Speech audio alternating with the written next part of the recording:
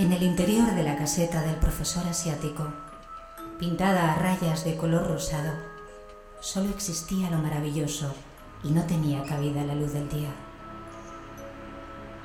El titiritero está amparado siempre por una pizca de oscuridad. En relación directa con su arte, difunde los enigmas más increíbles, pues cuanto más reales son sus marionetas, más divina es su manipulación de ellas y más radical la simbiosis que surge entre la muñeca inarticulada y los dedos que la articulan. El titiritero especula en un limbo de nadie entre lo real y aquello que, aunque sabemos con certeza que no lo es, nos lo sigue pareciendo. Es el intermediario entre nosotros, su público, los seres vivos, y ellas, las marionetas, los inmortales, esos que no pueden vivir y sin embargo imitan a los vivos con todos los detalles, puesto que aunque no puedan hablar o llorar, sí proyectan signos cargados de significado que nosotros reconocemos al instante como lenguaje. El titiritero da vida a una materia inerte con la dinámica de su ser. Los maderos bailan, hacen el amor, simulan hablar y por último personifican la muerte. Y luego, como Lázaros surgidos de sus tumbas, vuelven a saltar puntualmente para la próxima representación, sin que les cuelguen gusanos de la nariz ni el polvo les empañe los ojos. Enteros de nuevo, vuelven a ofrecer sus breves imitaciones de hombres y mujeres con exquisita precisión, tanto más perturbadora cuanto que sabemos que es falsa, de tal modo que este arte, si se considera desde un punto de vista teológico, podría ser, tal vez, sutilmente blasfemo. Aunque no era más que un pobre artista ambulante, el profesor asiático se había convertido en un consumado virtuoso de las marionetas. Transportaba su teatro plegable, los personajes de su única representación y una variedad de pertenencias en un carro tirado por un caballo. Después de representar su obra en muchas ciudades bonitas que ya no existen, como Shanghái, Constantinopla y San Petersburgo, llegó por fin con su pequeño séquito a una ciudad de Europa central, donde las montañas proyectan salientes tan escarpados y poco naturales como los que dibuja un niño con su lápiz. Era una Transilvania sombría y supersticiosa, en la que colocaban coronas de ajo a los suicidas, les clavaban una estaca en el corazón y los enterraban en los cruces de caminos, mientras en los bosques los brujos practicaban sin cesar ritos de inmemorial brutalidad. Contaba tan solo con 2 ayudantes, un adolescente sordo, su sobrino, al que enseñaba su arte, y una niña muda abandonada que no tendría más de 7 u 8 años y que habían recogido en uno de sus viajes. Cuando el profesor hablaba nadie podía entenderlo, porque solo conocía su idioma materno, que era un repiqueteo incomprensible de casi 3 entrecortadas, así que no hablaba como se habla normalmente. Y si bien habían llegado al mundo del silencio por caminos distintos, todos habían acabado por firmar un pacto perfecto con él. Pero cuando por las mañanas el profesor y su sobrino se sentaban al sol fuera de la caseta antes de las representaciones, mantenían interminables conversaciones en un lenguaje de signos puntuado por suaves e ininteligibles gruñidos y silbidos, de tal manera que el silencio coreografiado de su discurso era como la danza nupcial de los pájaros tropicales. Y esta forma de comunicarse, tan delicadamente distanciada de la humanidad, era en especial adecuada al profesor, quien tenía más bien el aspecto de un visitante de otro mundo, cuyo modo de ser se regía más por matices que por afirmaciones. Ello se debía en parte a su avanzada edad, pues era muy anciano, aunque llevaba bastante bien sus años, si bien aquellos días en aquel clima siempre tenía un poco de frío y se envolvía en un cochambroso chal de lana. Pero sobre todo era provocado por su benévola indiferencia a todo lo que no fuera el simulacro de seres vivos que él mismo creaba. Además, por muy lejos que viajara la comparsa, ninguno de sus miembros había comprendido nunca lo extranjero. Eran todos nativos de la feria y, al fin y al cabo, todas las ferias son iguales. Quizá cada feria no sea más que un fragmento disociado de una gran feria original que se esparció hace mucho tiempo en una diáspora de lo maravilloso. Donde quiera que se establezca, la feria mantenía su atmósfera invariable, intrínsecamente coherente. Hieráticos como piezas de ajedrez, los caballos de colores de los tío vivos describen círculos perpetuos tan inmutables como los de los planetas e igualmente ajenos al mundo del aquí y el ahora, en donde sus compañeros se acercan a contemplar boquiabiertos su cualidad de extraordinarios, su libertad de la realidad. El pregonero invita a entrar con su voz ronca y en un lenguaje más allá del lenguaje, o tal vez en ese lenguaje ancestral de gruñidos y ladridos que yace en el fondo de todo lenguaje. En todos lados, las mismas ancianas anuncian pringosos caramelos que parecen hechos únicamente para que las moscas se emborrachen de azúcar y cuya naturaleza es siempre la misma, aunque la forma exterior de estos enormes dulces pueda variar de un lugar a otro. Un reparto universal de perros de dos cabezas, enanos, hombres cocodrilo, mujeres con barba y gigantes con taparrabos de piel de leopardo revela sus singularidades en los espectáculos secundarios y vengan de donde vengan, comparten el sórdido atractivo de la deformidad, una internacionalidad que no conoce límites geográficos. Allí, lo grotesco está a la orden del día.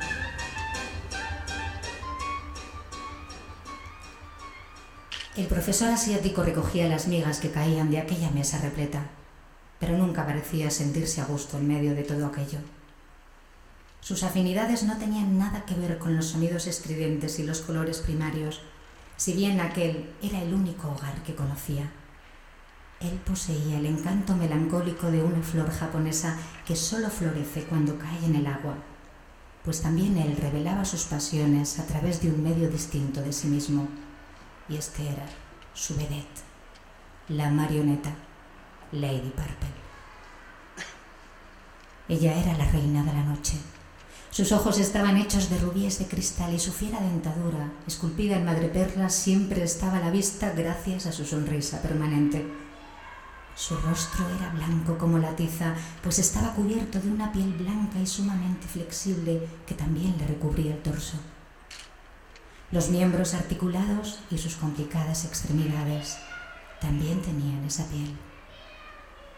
Sus preciosas manos parecían más bien armas debido a sus largas uñas, 12 centímetros de hojalata en punta esmaltada de rojo.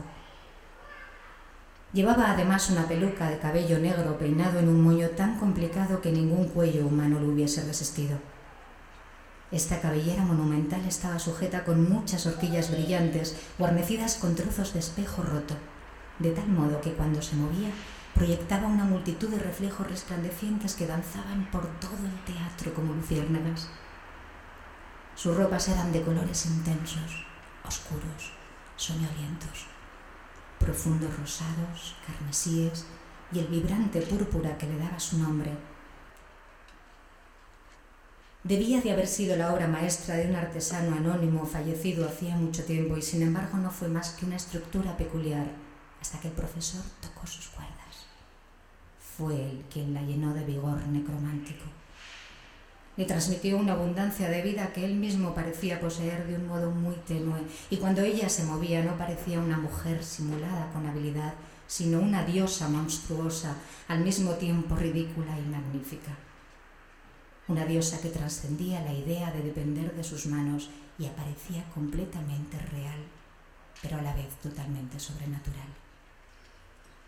Sus acciones no eran tanto una imitación como un destilado, una intensificación de las de una mujer de carne y hueso, por lo que era capaz de convertirse en la quinta esencia del erotismo, ya que ninguna mujer de carne y hueso se hubiera atrevido a mostrarse tan descaradamente seductora.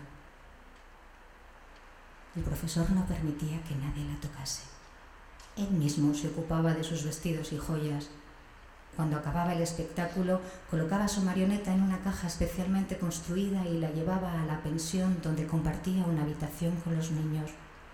No solo porque era demasiado preciosa para dejarla en el frágil teatro, sino porque además el profesor no podía dormir si no la tenía junto a él. El sensacionalista título que servía de presentación a esta destacada artista era Los notorios amoríos de Lady Purple, la desvergonzada Venus Oriental. Todo en la obra estaba impregnado de erotismo. El ritual hechizante de la trama aniquilaba al instante lo racional e imponía al público una mágica alternativa en la que nada resultaba familiar. La serie de escenas que ilustraban su historia estaban tan llenas de significado que cuando el profesor salmodiaba la narración en su impenetrable idioma materno, en lugar de disminuir, realzaba la coercitiva peculiaridad del espectáculo. Inclinado sobre el escenario, dirigiendo los movimientos de su protagonista, recitaba con una voz que resonaba, chirriaba y subía y bajaba en picado, componiendo un extravagante dúo con el instrumento de cuerdas al que la niña muda arrancaba extrañas armonías. Pero cuando el profesor hablaba por el personaje de Lady Purple, era imposible confundirlo. Entonces, su voz se modulaba hasta convertirse en un murmullo espeso y lascivo, como de pieles de animal empapadas de miel, lo que producía involuntarios escalofríos de placer en la espina dorsal de los espectadores. En la iconografía del melodrama, Lady Purple representaba la pasión y todos sus movimientos eran cálculos en una geometría angular de la sexualidad. El profesor siempre se las arreglaba para imprimir unas cuantas octavillas en el idioma del país donde actuaban. En ellas aparecía el título de la obra y luego solían rezar como sigue: Vengan a ver lo que queda de Lady Purple, la famosa prostituta y maravilla de Oriente. Una sensación única. Vean cómo los insaciables apetitos de Lady Purple la convirtieron en la marioneta que tienen ante ustedes, dirigida tan solo por las cuerdas del deseo. Vengan a ver a esta muñeca, la única reliquia que ha sobrevivido a la desvergonzada Venus Oriental. El ardiente espectáculo desprendía una intensidad casi religiosa, pues como no puede haber espontaneidad en una representación de marionetas, ésta siempre tiende a la extasiada intensidad de un ritual. Y al final, cuando el público salía perplejo de la oscura caseta, había conseguido vencer su incredulidad y casi convencerles de que la extraña figura que había dominado el escenario era realmente la petrificación de una prostituta universal que una vez había sido una mujer en la que un exceso de vida había negado la vida, cuyos besos habían consumido como un ácido y cuyo abrazo había destruido como el rayo. Pero el profesor y sus ayudantes desmantelaban enseguida el escenario y guardaban las marionetas, que a fin de cuentas no eran más que madera terrenal, y al día siguiente la obra se volvía a representar. La que sigue es la historia de Lady Purple, tal como la interpretaban las marionetas del profesor, al son del delirante obligato del samisen de la niña muda y del sonoro chasquido de los miembros de sus actores.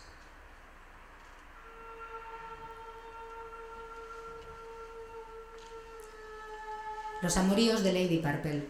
Los notorios amoríos de Lady Purple, la desvergonzada Venus Oriental.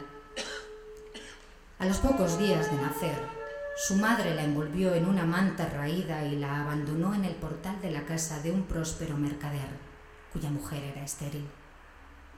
Aquellos respetables burgueses iban a convertirse en las primeras víctimas de la sirena. Le prodigaban toda clase de atenciones que el amor y el dinero pueden ofrecer, y sin embargo, criaron una flor que, aunque perfumada, era carnívora. A los 12 años sedujo a su padre adoptivo. Completamente loco por ella, le confió la llave de la caja fuerte donde guardaba todo su dinero y ella le robó hasta el último céntimo. Después de empaquetar su botín en una cesta de ropa junto con los vestidos y joyas que su padre le había regalado, asesinó a su primer amante y a su esposa, su madre adoptiva, clavándoles en el estómago un cuchillo de cocina que se usaba para cortar pescado. Luego prendió fuego a la casa para ocultar las huellas de su crimen. Aniquiló su propia infancia en el incendio que destruyó su primer hogar y, saltando de la pira de su crimen como un ave fénix corrupta, volvió a florecer en los barrios de placer, donde fue contratada por la dueña del burdel más importante. En los barrios de placer la vida transcurría por entero con luz artificial. El mediodía de aquellas calles abarrotadas llegaba con lo que constituía la soñolienta medianoche para aquellos que vivían fuera de aquel mundo invertido, siniestro, abominable, que funcionaba únicamente para satisfacer los caprichos de los sentidos. El deseo más rebuscado que se le pudiera ocurrir a la mente humana en su perversa ingenuidad hallaba allí amplia gratificación. Entre el vestíbulo de espejos, las cabinas de flagelación, los cabarets de copulaciones que desafiaban la naturaleza y las ambiguas veladas de mujeres, hombres y hombres de sexo femenino.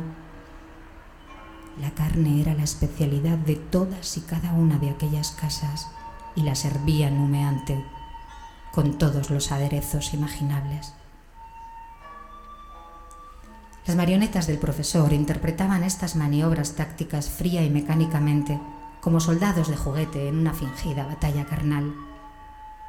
A lo largo de las calles, las mujeres en venta, las maniquíes del deseo, eran exhibidas en jaulas de mimbre para que los potenciales clientes pudieran inspeccionarlas a placer mientras paseaban. Estas exaltadas prostitutas estaban sentadas inmóviles como ídolos. Sobre sus rasgos reales habían pintado abstracciones simbólicas de los diversos aspectos de atractivo, y la fantástica elaboración de sus vestidos dejaba entrever que cubrían un tipo de piel distinta.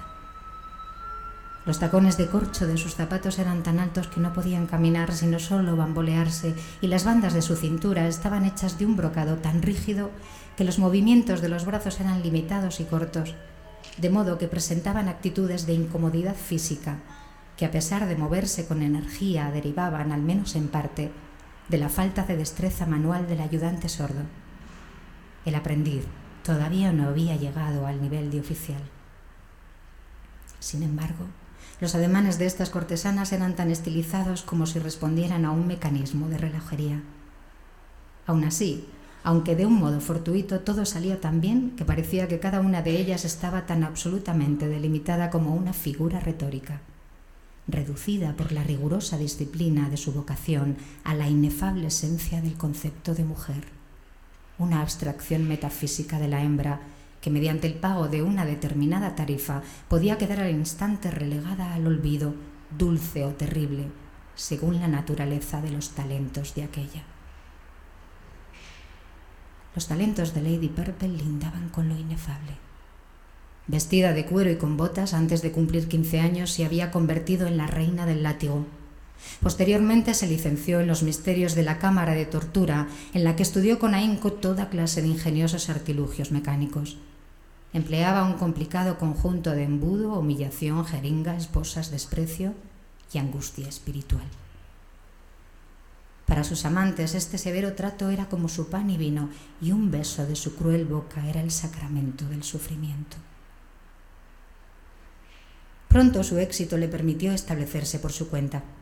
Cuando llegó a la cumbre de su fama, su más mínima fantasía podía llegar a costarle a un hombre todo su patrimonio, y tan pronto como lo despojaba de toda su fortuna, esperanzas y sueños, lo abandonaba, pues no conocía los remordimientos.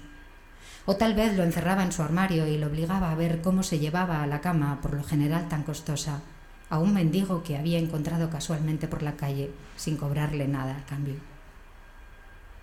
Lady Purple no era una sustancia maleable sobre la que pudieran ejecutarse los deseos. No era una verdadera prostituta. Era el objeto con el que los hombres se prostituían a sí mismos. Ella, la única consumadora del deseo, hacía proliferar malévolas fantasías a su alrededor y utilizaba a sus amantes como el lienzo en el que realizar íntimas obras maestras de destrucción.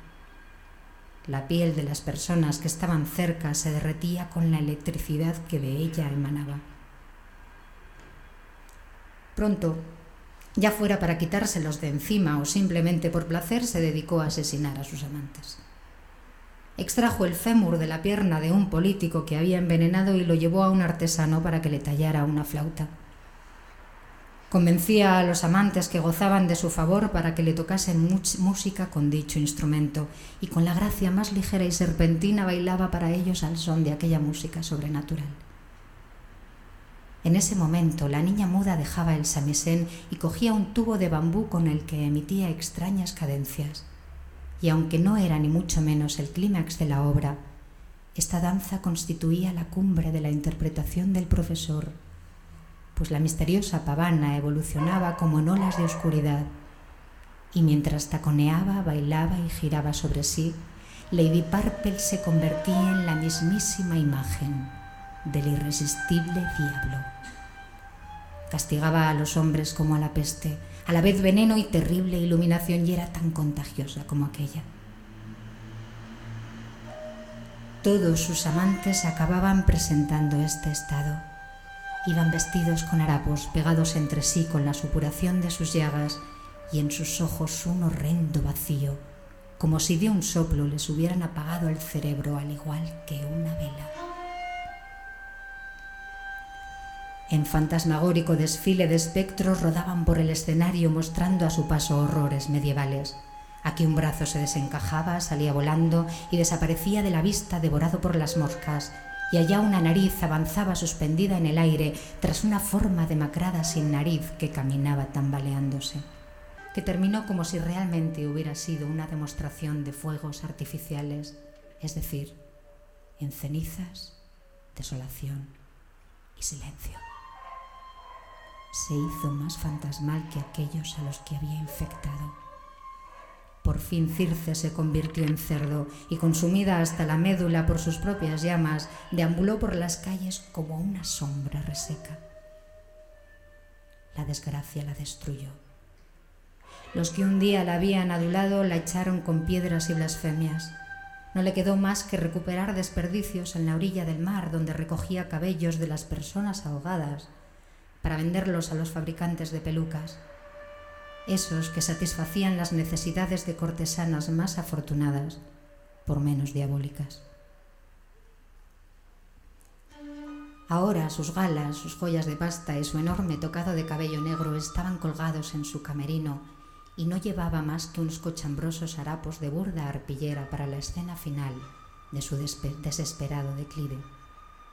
En ella, como atroz ninfómana, practicaba increíbles necrofilias con los cadáveres hinchados que el mar escupía con desprecio a sus pies, pues sufría rapacidad, se había vuelto por completo mecánica y seguía repitiendo sus anteriores acciones, aunque ella fuese totalmente distinta.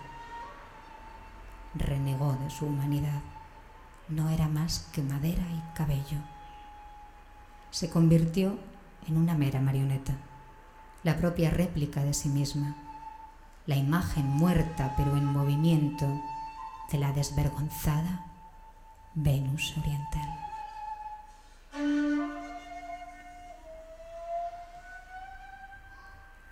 Al cabo, el profesor empezó a acusar los efectos de su avanzada edad y de los viajes. A veces se lamentaba en ruidoso silencio a su sobrino de dolores, males, achaques, tirones, ahogos. Empezó a renquear un poco y dejó al chico todo el trabajo pesado de montar y desmontar el espectáculo. Sin embargo, la mímica de la danza de Lady Purple se hacía aún más extraordinaria con el paso de los años, como si la energía del profesor, canalizada durante tanto tiempo hacia aquel propósito, se refinase cada vez más y se redujese finalmente a una esencia única, purificada, concentrada, que transmitía por entero a la marioneta.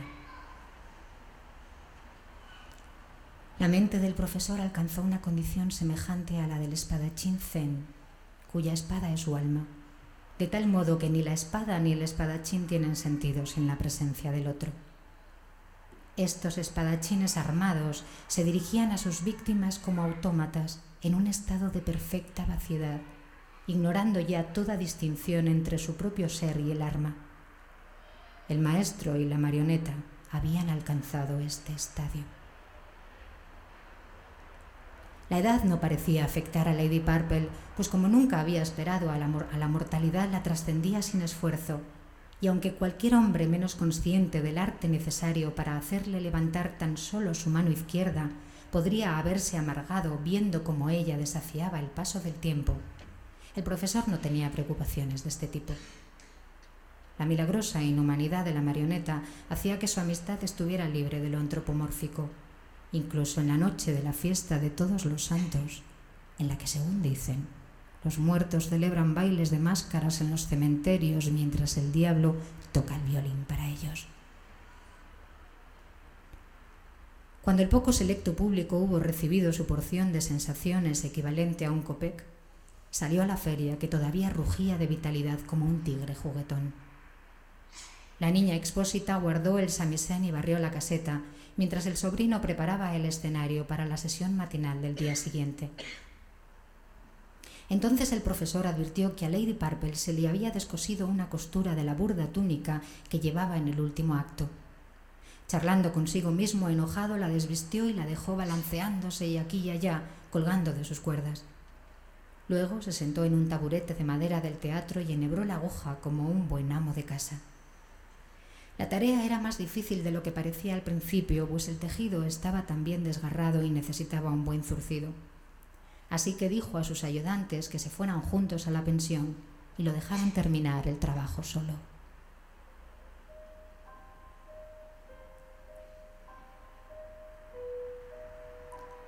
Una pequeña lámpara de aceite que colgaba de un clavo junto al escenario proyectaba una luz insuficiente pero tranquila.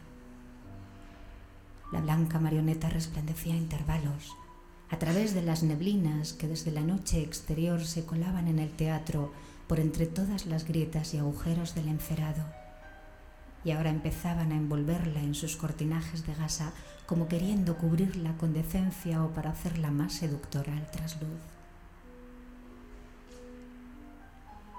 La neblina suavizaba un poco la sonrisa pintada y su cabeza colgaba de lado. En el último acto llevaba una peluca negra de cabello suelto, cuyos mechones le colgaban a la altura de sus caderas blandamente tapizadas, y las puntas de su cabello contrastaban con la pizarra blanca que había tras ella, al son de sus arbitrarios movimientos. Producían uno de esos efectos ópticos fluctuantes que nos hacen cuestionar la veracidad de nuestra visión. Como solía hacer cuando estaba a solas con ella, el profesor le habló en su idioma nativo, recitando con precipitación intimidades intrascendentes sobre el tiempo, su reumatismo, sobre la insipidez y el precio excesivo del pan negro y burdo de la región, mientras las brisas hacían de la marioneta su compañera de baile en un vals triste, apenas perceptible, y la niebla se espesaba por minutos, haciéndose más pálida, más viscosa. El anciano terminó su remiendo. Se levantó y con un par de crujidos de sus viejos huesos fue a colocar con todo cuidado la miserable prenda en el colgador de su camerino, al lado de la resplandeciente falda de color púrpura salpicada de peonías rosas y con una faja de color carmín que lucía en aquella danza fascinante. Estaba a punto de colocarla desnuda en su maleta en forma de ataúd y llevársela a su habitación helada cuando se detuvo. Le invadió el infantil deseo de volverla a ver aquella noche una vez más, con todas sus galas. Descolgó su vestido y lo llevó hasta donde ella yacía a merced de nadie más que del viento. Mientras la vestía le murmuraba como si fuese una niña pequeña, pues la vulnerable flacidez de sus brazos y piernas hacían de ella una niña de 1,82 m. Por aquí, bonita mía, este brazo aquí, muy bien, tranquila, no pasa nada. Luego cogió su peluca y chasqueó la lengua al ver lo irremediablemente calva que era sin ella. Los brazos le crujieron bajo el peso del inmenso moño y se tuvo que estirar hasta ponerse de puntillas para colocársela, porque al ser tan grande era más alta que él. Tras esto concluyó el ritual de su atuendo y ella volvió a estar completa. Una vez vestida y ataviada, pareció que su seca madera hubiera hecho brotar de repente toda una primavera de flores para deleite único del anciano. Podría haber servido como modelo de la más bella mujer, la imagen de mujer que tan solo el recuerdo y la imaginación pueden elaborar, pues la luz de la lámpara caía sobre ella con demasiada suavidad como para mantener la arrogancia de su expresión, y con tanta dulzura que sus largas uñas parecían tan inofensivas como 10 pétalos caídos. El profesor tenía una peculiar costumbre. Solía dar siempre a su muñeca un beso de buenas noches. Los niños besan a sus juguetes cuando suponen que se van a dormir, aunque por muy niños que sean, saben que sus ojos no están hechos para cerrarse, así que serán siempre una bella durmiente que ningún beso llegará a despertar. Ay, quien atenazado por una feroz soledad puede besar el rostro que ve delante de él en el espejo a falta de otro rostro al que besar. Ambos besos son del mismo tipo. Son las caricias más conmovedoras, porque son demasiado humildes y demasiado desesperadas como para desear o buscar una respuesta. No obstante, a pesar de la triste humildad del profesor, bajo sus labios ajados y marchitos se abrió una carne cálida, húmeda, palpitante. La madera durmiente se había despertado. Sus dientes de perlas chocaron contra los suyos con el sonido del címbalo y su aliento cálido y fragante sopló en torno a él como una fuerte brisa mediterránea. Por su rostro repentinamente vivo pasó toda una gama de expresiones, como si en un instante estuviera recorriendo a gran velocidad todo el repertorio de sentimientos humanos, experimentando en un lapso interminable de tiempo todas las escalas de emoción como si de música se tratase. Haciendo un ruido de vides aplestadas, sus brazos se enrollaron en torno al delicado aparato de piel y huesos del profesor con la insistente presión de una realidad mucho más viva que la carne de éste, reseca por el tiempo. Su beso surgía del oscuro país en donde el deseo habita y es objetivado. Ella había logrado entrar al mundo por una misteriosa grieta practicada en la metafísica de éste y mientras lo besaba, aspiraba el aire de sus pulmones de tal forma que su seno empezó a agitarse con él.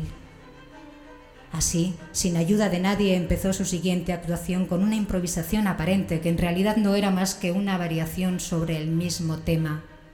Hundió sus dientes en la garganta del profesor y lo vació. Este no tuvo tiempo de emitir ningún lamento. Una vez vaciado, se le escurrió de los brazos, desplomándose a sus pies con un seco susurro, como de un montón de hojas secas lanzadas al viento, y se quedó tendido en el entarimado tan vacío, tan inútil, tan carente de significado como su propio chal arrebujado. Ella tiró con impaciencia de las cuerdas que la ataban y éstas salieron en manojos de su cabeza, brazos y piernas. Se las arrancó de la yema de los dedos y estiró sus manos largas y blancas flexionándolas una y otra vez, una y otra vez, una y otra vez. Por primera vez durante años y quizá para siempre cerró su boca manchada de sangre con un sentimiento de alivio.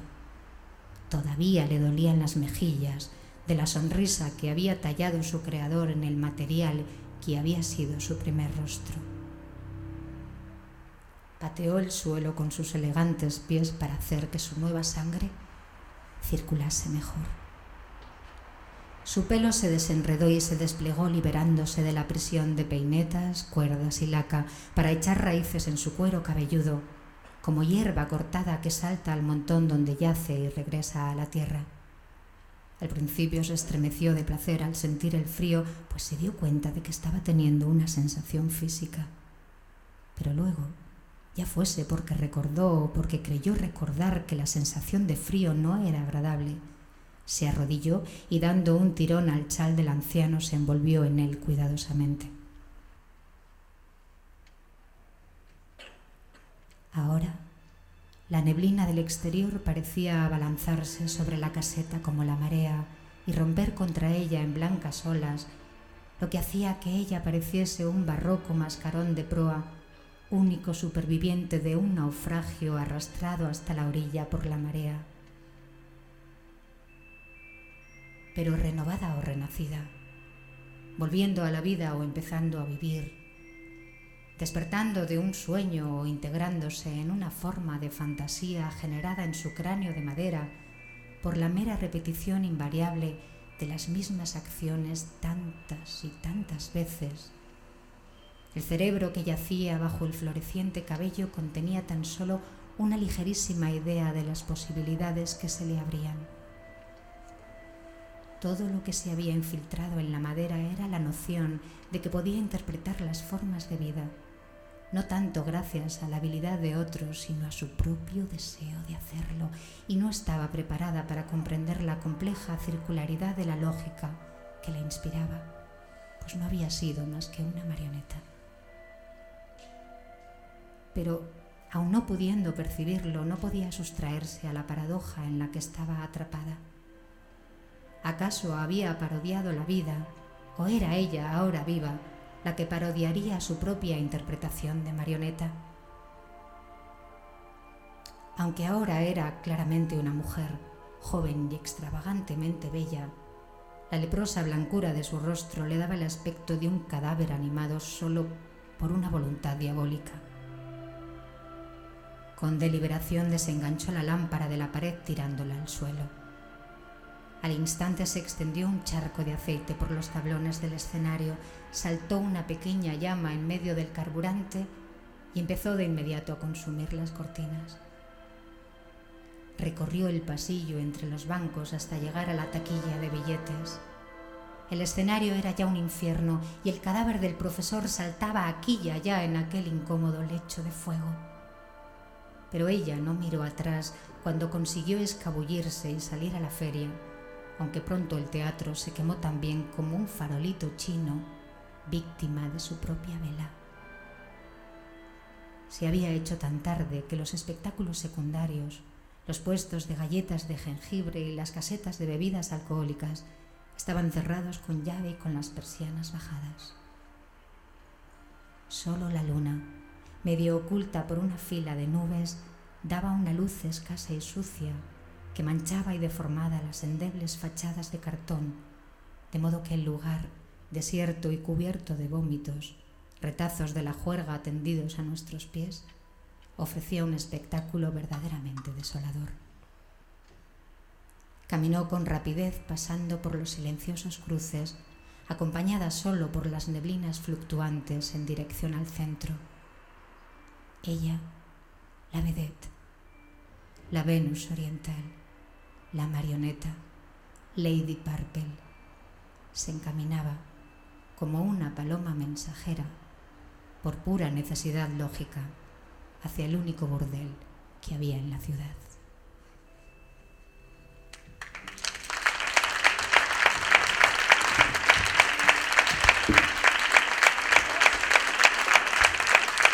Gracias.